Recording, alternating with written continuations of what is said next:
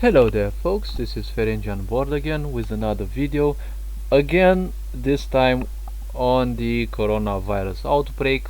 This time I'm willing to make a video that's gonna preserve positivity just like as usual.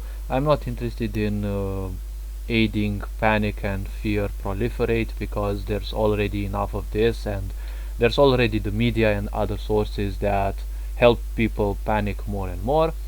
So the point is that I would want to discuss a bit, or probably more depending on how much I deliver today, on what to do in case of the coronavirus and what exactly it is. Okay, so we all know that it is a virus, and judging by the sources, it's kind of invading our environments. It's kind of we kind of end up seeing this virus as a kind of a plague, something that really seems to wipe us out, and many people kind of already panic and freak out, considering that nature might want to exterminate us, and there are all these apocalyptic thoughts that we're gonna be wiped out, we're not gonna make it. And well, for one thing I would like to say that, hey, just wake up a bit and shake yourselves well.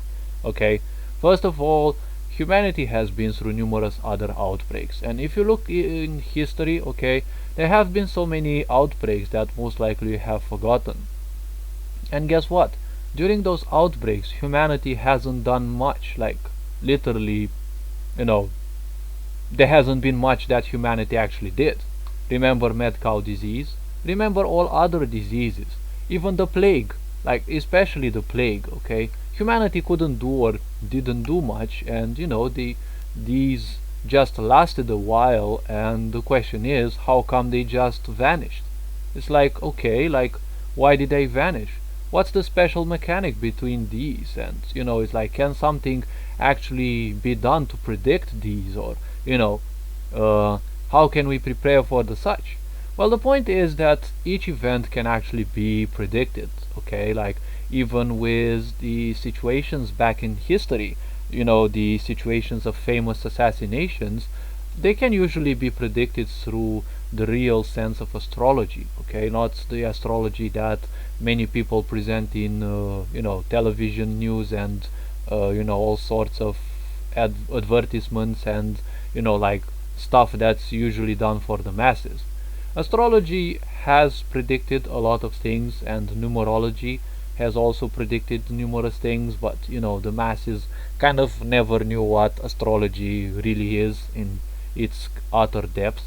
And in the case of assassinations, for example, like Caesar and John F. Kennedy, there were events, the planetary alignments, usually Uranus and Neptune, if I remember correctly, they become prevalent in those readings. They show a time in which something like this will happen. There are certain numbers, like for example 13, that pop up, which usually show up a great change in a cycle, a cycle's end, or a grave or great change that will occur. Okay, like I forgot the month, but for example, when the Knights Templars started being executed, right, caught and executed, it happened on the 13th. I kind of forgot what March.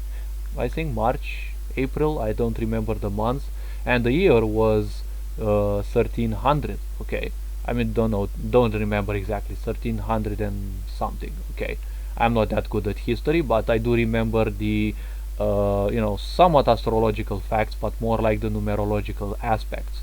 Okay, so the idea of this coronavirus outbreak is just, it is another outbreak, and humanity up till now kind of hasn't been doing like literally anything, okay, with such outbreaks, and they kind of ended up by their own selves. It's like, how come they just come, they take some lives, and in the end the question is, how come they also go?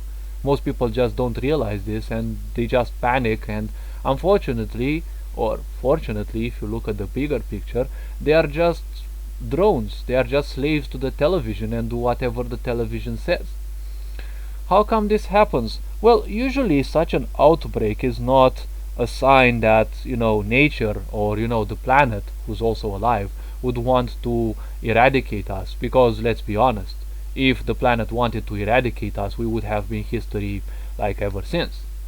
It is said through history that there have been other mass extinctions of humanity, and I think there have been like five before.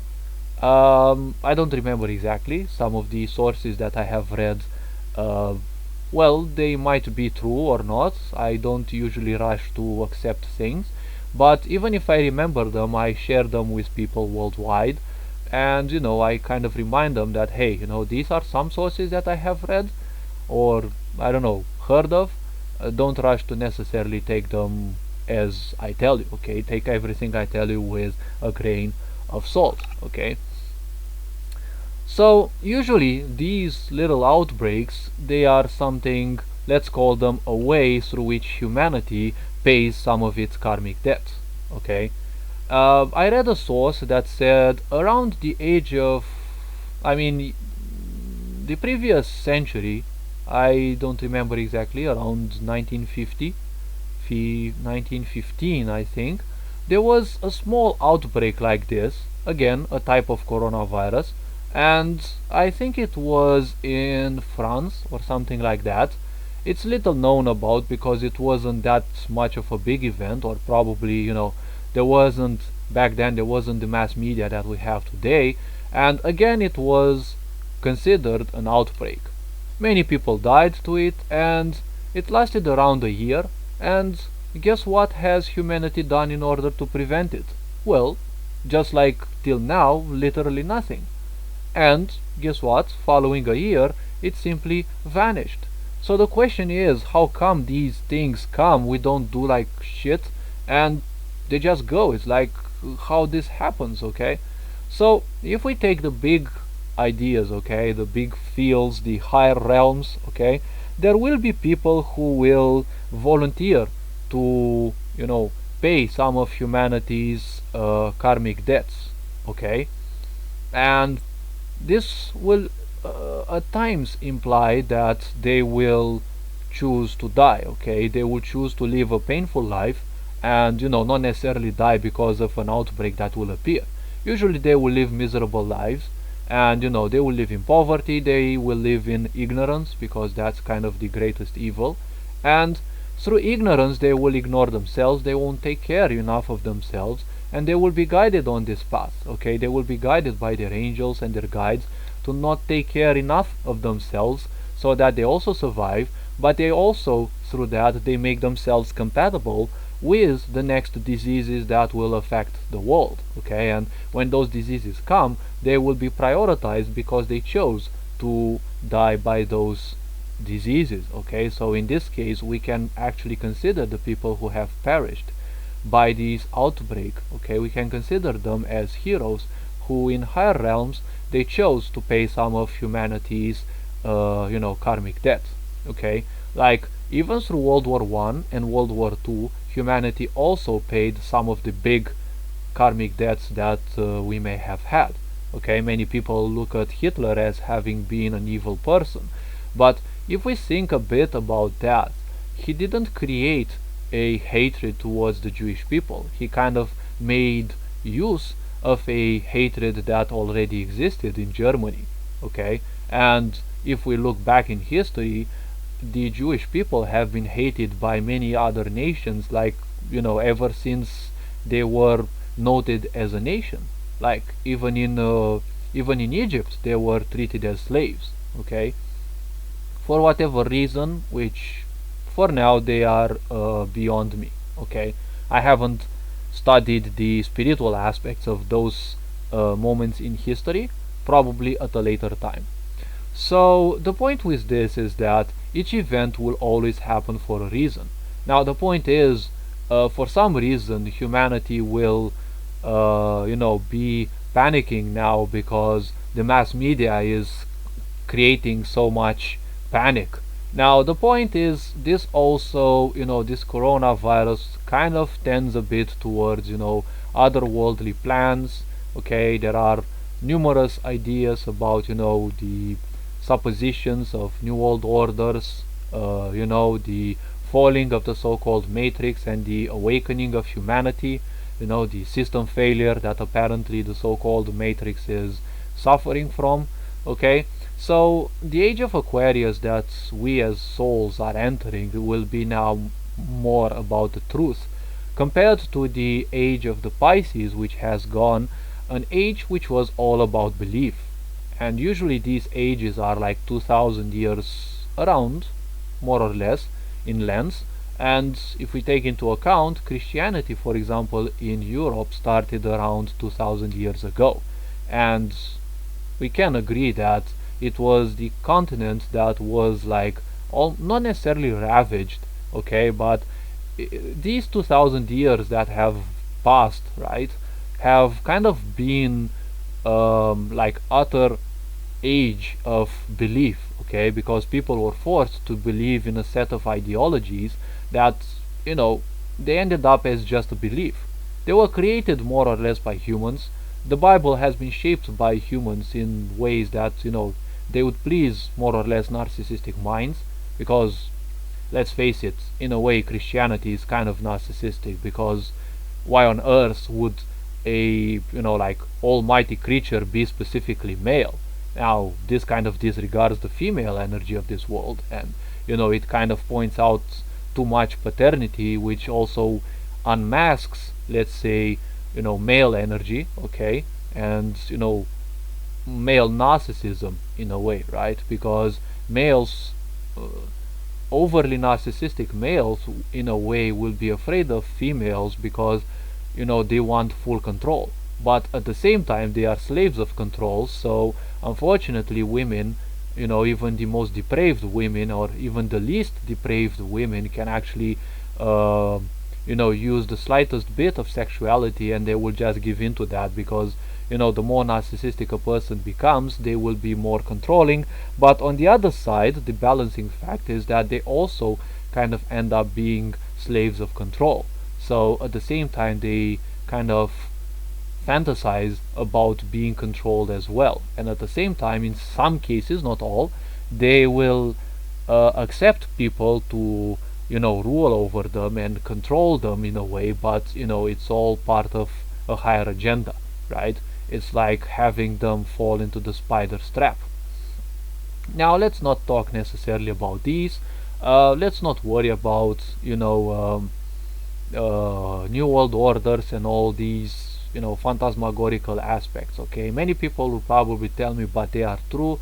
Now we don't have necessary like proof of this, okay, and more so than that, I just do not accept the idea of world orders as being necessarily something evil. Okay, there are entities over there who have control over some humanity. Okay, they have some bad agendas. There are also the good ones that will fight against those. Okay, we don't have much power. We are here only to develop ourselves. Okay, and this coronavirus is nothing else than a reminder that we should actually continue to develop ourselves. If it's about like at higher levels, a new world order or the such, well, it's always been like this. There will always be some background forces that will guide humanity, because in a way the destiny of humanity has been set. And there will be cycles of plenty, there will be cycles of scarcity, and we are going towards a bigger cycle of abundance shortly. But for now people have to hold on. Okay, through the panic and fear that most people feel nowadays, there is also a cleansing of the negativity and also the karmic debt that many people have. Ever wonder nowadays why Spain and Italy are kind of the countries that suffer nowadays the most? Well, in reality I don't know exactly how much they suffer, because in a way, one way or another, the mass medias kind of have this stupid effect of like making things much worse than they actually are. And it's like, why Spain and Italy? Well, couldn't it be related to these countries as having a lot of karmic debt? In a way, like, let's face it, wasn't Spain a huge empire at a certain time, and in their expansionism they probably did a lot of bad deeds. Now, disregarding history completely, okay, because history is written by the victors, right? And you know in the end, we don't know if it's exactly the way it was actually written, but sticking to the history as is written, Spain has been a big empire and has expanded over the world and has had influence over a lot of areas. The conquistadors, the Inquisition, okay, and Italy also, the Roman Empire, have expanded as well. Both have committed sins and they have done probably some good deeds as well, but you know, the sins of the past will never cease to come back until they are cleansed. That's how things work. So there will always be people who will experience those sins because consciousness needs to experience what it is like to create these lower vibrational aspects, because let's not forget, entities come in these lower vibrational realms to experience lower vibrational aspects. They come from highly vibrational areas, okay? So most likely they're not coming to experience high vibrational feelings in here anyways, because if you come from a place of higher bliss, why would you come here to experience some droplets of bliss, right? You're more curious about what it's like to commit any of the so-called possible sins in here.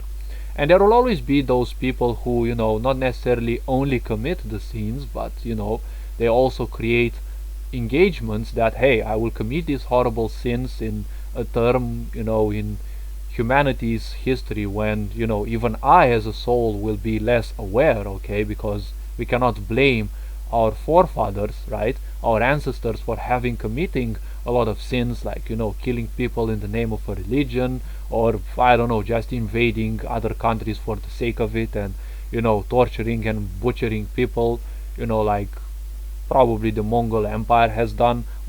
And it's of course not the only case, okay, but it was all part of experiencing in the name of consciousness. Now, to move further, okay, there will be the people who will say, hey, you know what, I shall experience lives in different realms, in different universes.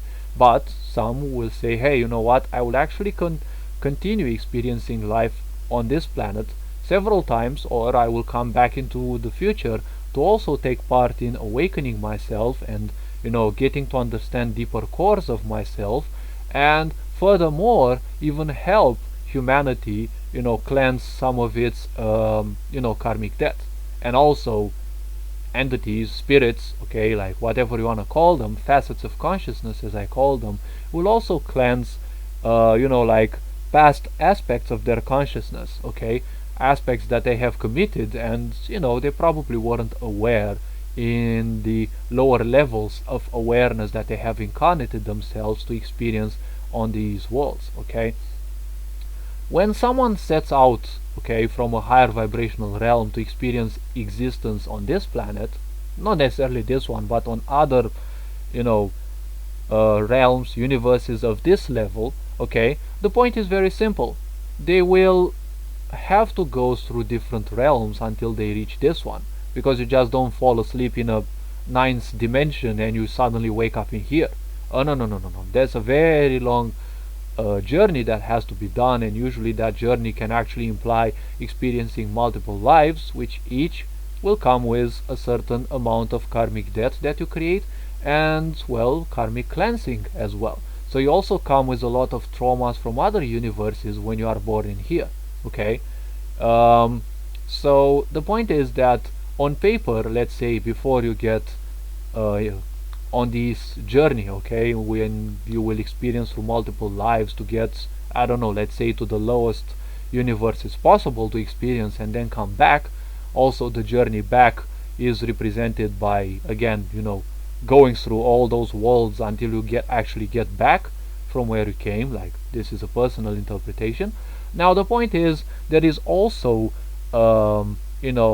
events that happen in between lives as you travel, right, from one life into the other, okay. Your facet of consciousness will also travel, and each of those actually travel, and some might get lost and they become a kind of a lost soul. Some might get dispelled by the higher self because they're no longer interested, in that, okay, they're no longer important, or through some occult ways some entities might actually get to hold control over those.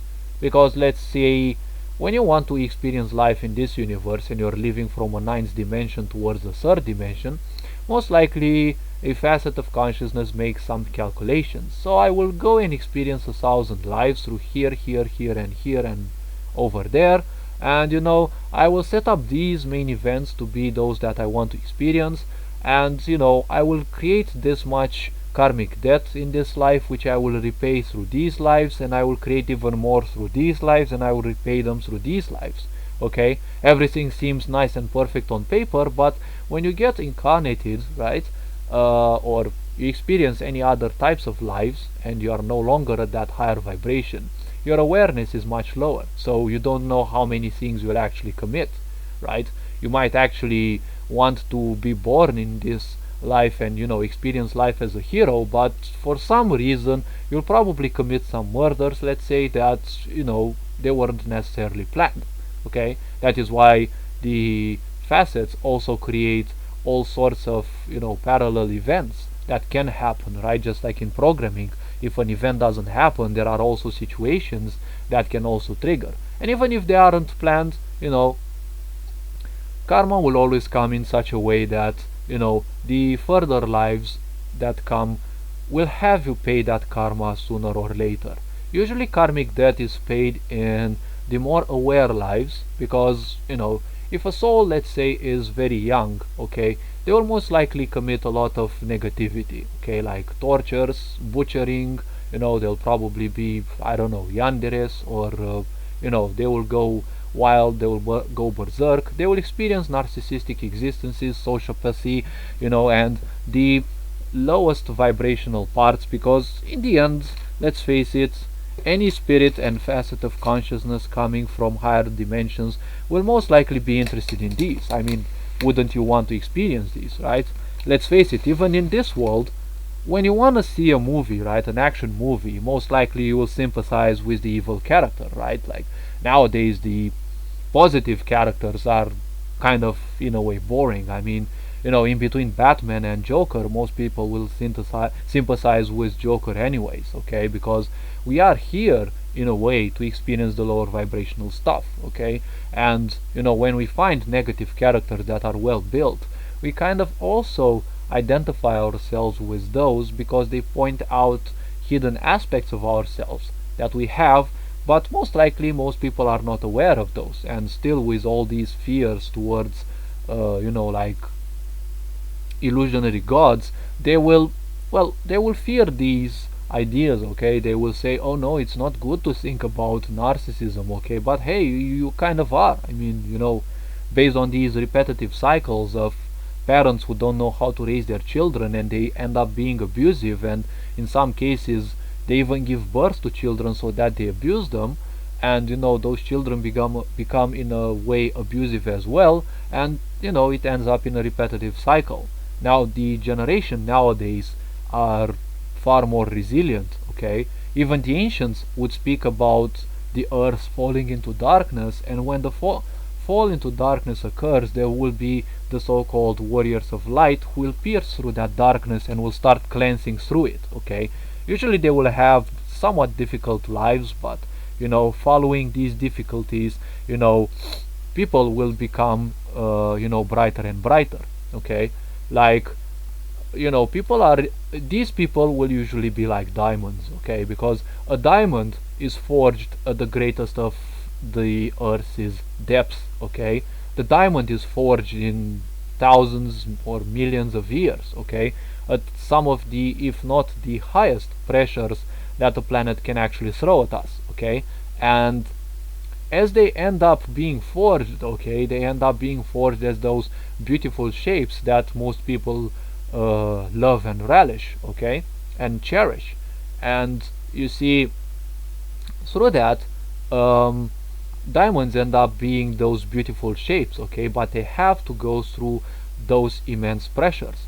That's the same with the highly emotional people.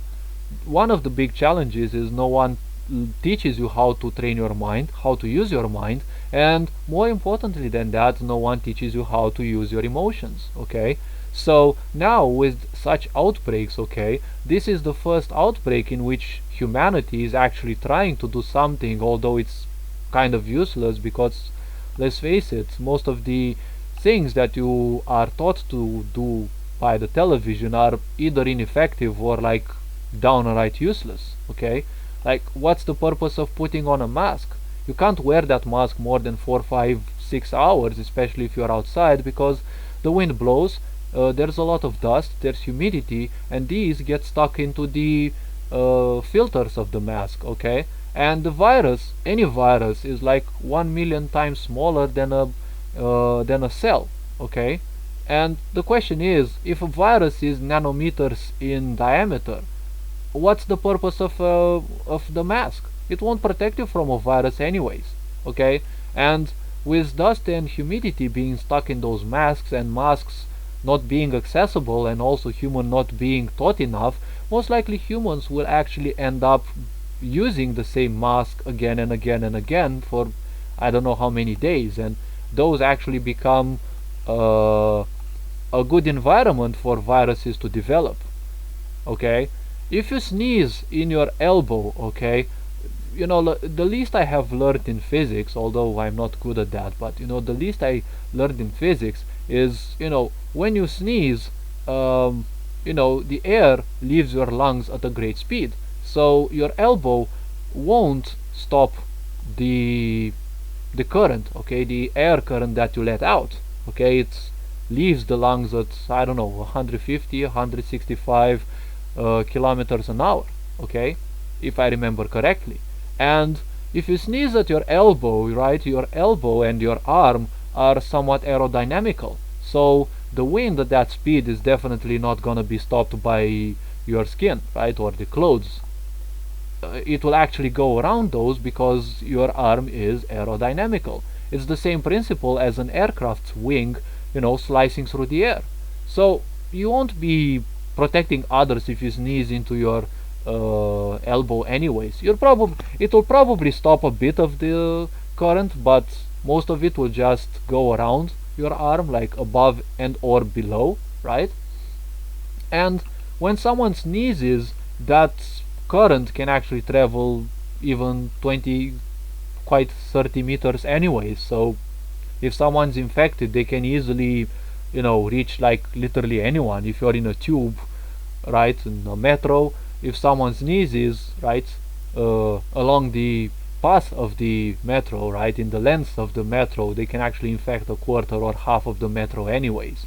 So, you know, most of these things that people desperately try to do, they're not necessarily gonna help anyways. Okay, sitting in your home is not necessarily a bad thing. Okay, and I can actually amuse myself of many people, because many people cry that they have a shitty life. Okay, they have a shitty job and they want to quit their job, and now unfortunately for most, there are many people who you know, lose their jobs, and well, having invoked that they want to change their job, right, they want to quit their job because it's so shit and it doesn't, you know, they don't like it. I mean, I'm not the one saying this. Statistics say that 90% of people don't like their jobs anyway, and they just go to a job for the money.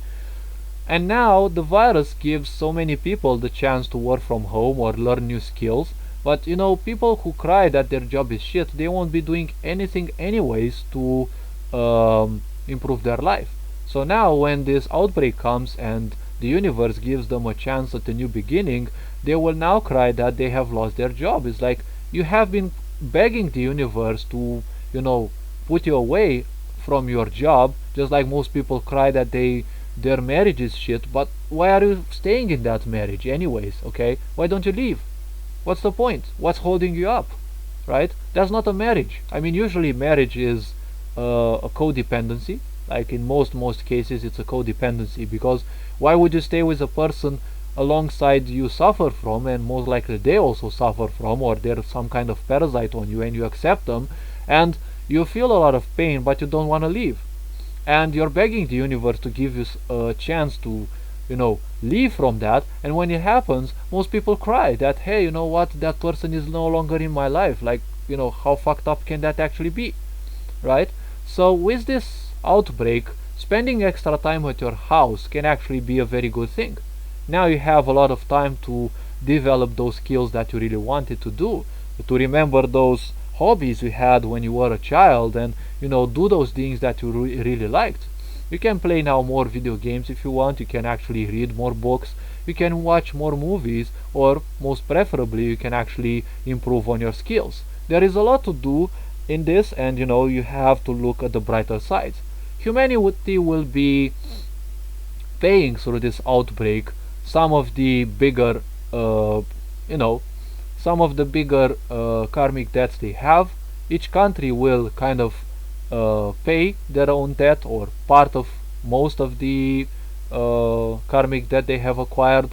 And well, let's face it, when bad things happen, they will always target the ones with the most karmic debt. So now you can actually see at the statistics and see which countries in a way kind of have karmic debt, because countries as well are a collective entity, and countries as well being a collective entity, they are also alive, and their consciousness existing also has their own karmic debt and also has their positive karma. Okay, and if something would happen, it pays, that positive bank of karma, pays from some of it. And when something would happen, it happens in a much milder way. Okay, so it's a way through which karma functions. It's much more complicated than this, but just remember, there is always something in the background that will happen. There are forces that will protect you, and you don't have to worry about this. Just like any outbreak, it has happened. And no, the virus is not evil. Okay, now think about this for a short time. Okay, if you were a virus now, I mean, would you be evil enough to actually kill the other persons, right? To kill your hosts? Because as a virus, if you are a virus, in that little programming that you have, that you need a host to experience life and to proliferate. You cannot live by your own self, so you need a host. Now once you find a host, the point is, in a way, your programming says that, hey, I must not destroy this host, because let's face it, if as a parasite, okay, you destroy your host, that's in a way the narcissist's nightmare, right? Because this coronavirus is also a representation of our narcissism as a race. Because if you look around, kind of everyone is becoming overly fearful, which is an aspect of narcissists, and is becoming overly careful over themselves, and unfortunately themselves only, right? It's everyone for themselves, and it will always be like that in case of big emergencies, right? We lower ourselves to the animal functions, okay, the reptilian brain, everything for themselves, everyone else becomes a resource to be spent. So through this, if you were a virus, you would understand in a way that, hey, I don't need to destroy this host that I have found, because hey, if I destroy that host, I will most likely also die. Because let's face it, if a virus like this mutates in a body, okay, and it kills that body, they will remain stuck in that body, and they will die with the putrefaction of that body most likely. The speed of a virus, right, being in nanometers diameter, okay, is like 5 nanometers per hour or something like that. Okay, so it's like, dude, it's gonna take centuries from that to actually like leave the body. Okay, and the body will be like bare bones by then anyways. Okay, so the virus will also be most likely dead. Okay, because let's face it, we bury the bodies anyway, so with that we also bury the virus. Okay, a person, if they perish of said virus, they no longer breathe, they no longer sneeze, so they no longer are a threat to you. Okay, there is no longer a way to actually take the virus from them, right? Even if you are a necrophiliac and you, let's say, kiss the person, okay, that virus in this case is in the lungs. They don't breathe anymore, so why would you be afraid of of that virus anymore. Okay, like I'm not mocking the dead or I'm not mocking anything. I'm just presenting things the way they realistically are. When a person, unfortunately for those around them, passes away because, let's say, coronavirus, well, the point is that being, the body now being dead, it no longer breathes, okay? So the virus can no longer spread anyways. And considering their size and their speed, it won't be leaving the body anyway. So any mutations in that body, like they no longer um, they no longer will be a problem because the body will be either incinerated or buried, and that's kind of the end of all those mutations. Okay, and that is the reason why such outbreaks actually end, right? When the karmic debt of humanity is also paid, um, the outbreak will also finish. And in the same time, as a parallel process, the outbreak will always, find the weaker links, right? Some of the people will always perish, like in the case of any disease with any animals, okay? The coronavirus has existed in animals, and just like it happens with us, the weaker individuals unfortunately passed away, but their bodies became immune over the generations, and as they became immune, the virus just coexisted with those, okay? Like most of those animals in those places, like China, for example, most of those animals have the virus. Just like, for example, in India, you have a lot of people who have diseases, right? They have the entities that produce certain diseases which in other parts of the world are deadly, but because they are in such contact with those diseases, for example, in India, they are kind of immune with that. They have those viruses that cause, they are deadly in other areas, but in those places they have adapted themselves to the humans' bodies, okay? The virus knows that, they don't have to be deadly, okay, because they have to coexist with the environment they live in, because in their small size that they are, they have enough programming to understand that if they destroy their environment, well, they kind of also die. And it's also a reminder for us, okay? We're kind of destroying our environment, so in the end, this outbreak is kind of a reminder that, hey, we are kind of a virus in this world, and, we kind of have to wake up, right? And in many cases, when a virus and, pathogens invade a body, they know they don't have to destroy that environment, but in most cases, they will also act, more impulsively and more destructively than they should, just like in our case. And that is why many people will die, but the followers, because a virus will also spread from one person to more others, okay, they also have a collective memory, and they will understand collectively that they have manifested themselves too horribly. That is why some of the individuals of the infected races perished, and they will seek to find milder ways so that they survive. We also have a lot of viruses in ourselves that they coexist with us, and we are in a kind of symbiosis. We give them stuff that they cannot get, and they can actually give ourselves some sort of protection. I'm not entirely sure about how such a symbiosis would occur, but in order for a virus to actually proliferate, they also need certain types of environments. That is why the coronavirus will not be able to infect, or will only remain as passive, okay, in different bodies, right? Healthy bodies won't necessarily be affected by the coronavirus because it doesn't have the needs that, the requirements for it to develop. So it will only develop in a direct, mild version, okay? Each person also has their own karmic debt, so, if you stay outside, right, in the sun, you produce extra vitamin D, which helps the immunity system, okay? So the point with the virus is that it will be met with much greater resistance, okay? So there are a lot of things to actually do. Eat healthier, take more care of yourself, love yourself more, because loving yourself more creates a shield of protection.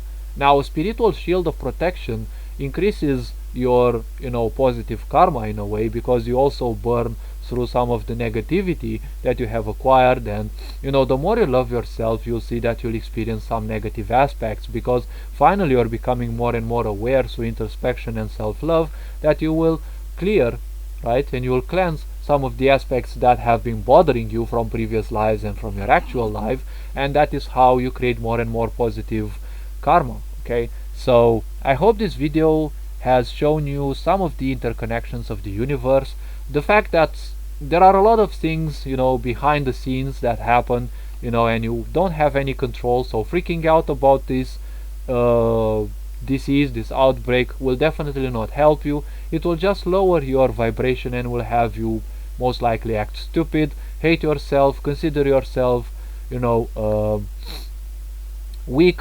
defenseless, and you'll probably end up, hating yourself.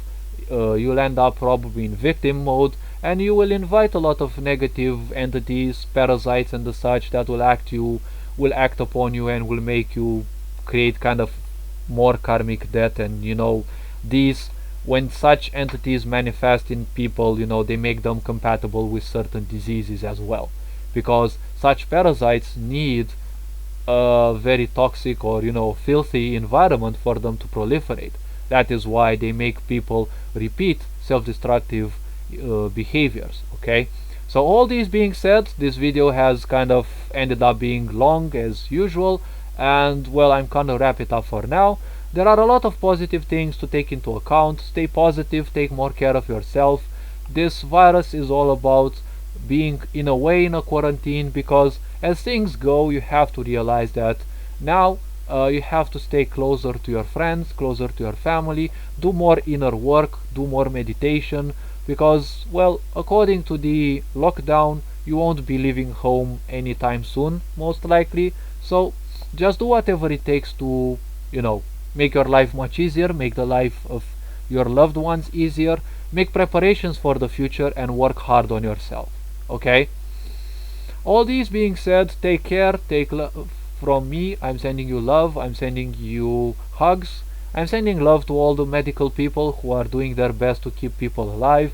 If you like the type of ideas that I create, the introspection that I want people to provide with, okay, the wisdom I want to share, feel free to subscribe and follow me, or at least share my ideas so that we help other people, become more knowledgeable and aware, and help humanity increase their vibration and share positivity throughout the world. Until next time, Ferenc on board, signing out.